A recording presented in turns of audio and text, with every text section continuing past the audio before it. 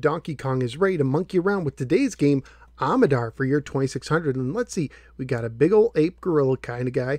We got some natives, possibly from Jungle Hunt. We have a pig, and it's Mario's brother, the painter. And the game was also re-released as Spiderdroid. And as always, I really dig these Froggo style labels. So let's go ahead and take Amidar and Spiderdroid. Let's pop it in my Atari 7800 Pro system and see how they hold up today. Let's go to the games.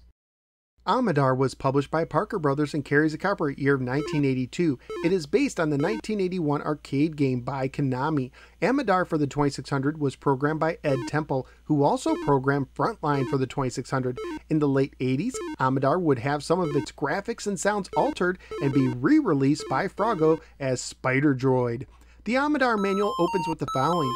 First, you're a gorilla in a maze pursued by wild warriors. The gorilla wants to color the maze, and the warriors want to do in the gorilla. It's up to you to keep the gorilla ahead of the patrolling pack while you guide him on his coloring spree every which way throughout the maze. If you're successful, suddenly you're a paint roller pursued by patrolling pigs, and it's another fast and furious chase all over again. The Spiderdroid manual has a slightly different opening.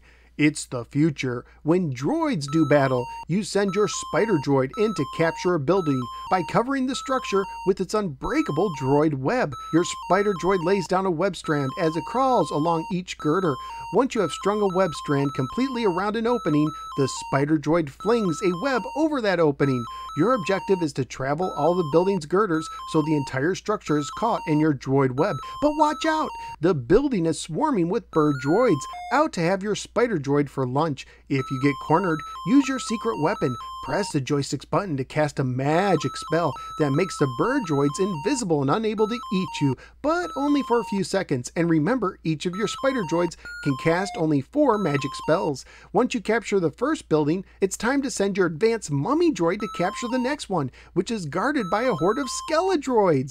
Wow, it's almost like the guy who wrote the Spiderdroid manual read the Amidar manual first and said, if you think that story about pigs and paint rollers is crazy, just wait until I introduce you to skeledroids. 1 point for Spiderdroid. Amidar and Spiderdroid are painting games for one player only. The left difficulty switch determines which level you start on. In the A position, you start on the first stage with 5 enemies on screen. The B position, which is usually used for easier difficulties for 2600 games, actually increases the difficulty here, starting you on level 3 with 6 enemies on screen. The goal of each level is to paint every vertical and horizontal line by moving across them using the joystick. Every time you paint a part of the line, you get a whole point. When all 4 sides of a box are painted, that shape gets filled in, earning you 50 points. Once you paint the 4th box out of the 4 corner boxes, as long as it doesn't complete that level, the enemies will temporarily transform into chickens or droidids in Spiderdroid, which make them look like flying bugs. While the enemies are transformed, you can safely touch each one of them for an extra 100 points. A sound will notify you that the enemies are about to change back.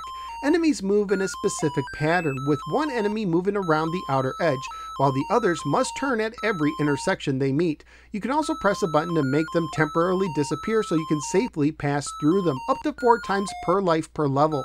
Once you paint the whole level, you move on to the next screen with different enemies.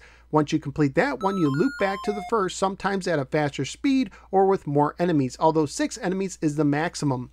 Graphically speaking, the game is fairly simple, but I do like the chickens and pigs in Amidar, and basically all the characters in Spiderdroid, especially the spider. Point for Spiderdroid. Both games feature simple sound effects, although the Spiderdroid sounds for some reason annoyed me at first, so point for Amidar. Family friendly wise, the game would most likely get an E for everyone rating if it was released today.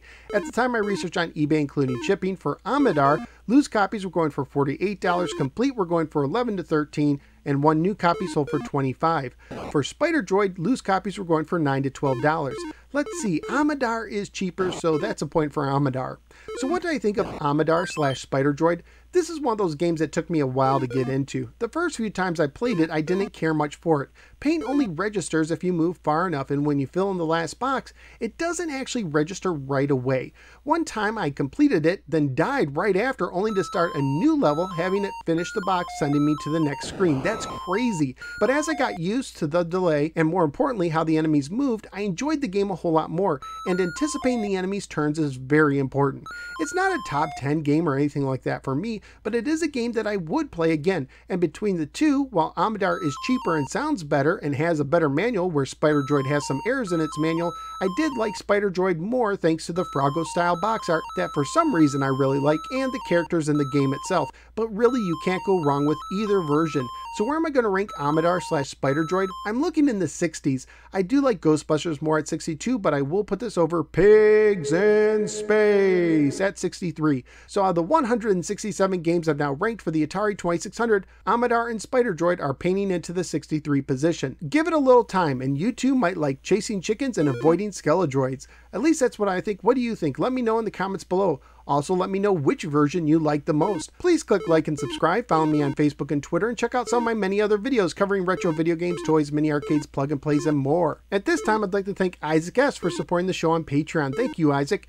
You too can help support the show, gain access to exclusive content, and be able to vote on future games I review by signing up at patreon.com/NoSwearGamer. Thank you for giving me a little part of your day, and I look forward to seeing you next time in the next episode of the No Swear Gamer.